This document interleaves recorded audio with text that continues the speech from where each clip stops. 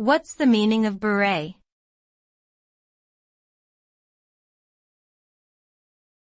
Beret.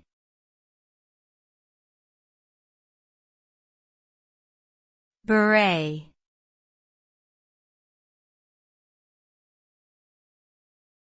Beret.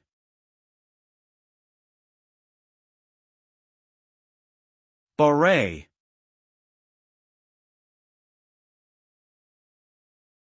A beret is a soft, round, flat-crowned hat typically made of wool or felt, often associated with French fashion or military attire. The beret has a long history, dating back to ancient civilizations such as the Greeks and Romans, who wore similar headwear made from animal hides. In modern times, berets are often worn as a stylish accessory, particularly in the arts community.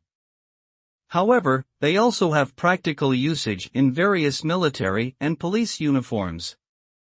Berets can come in a variety of colors and materials, and their versatility has made them a beloved fashion item that has endured through the ages.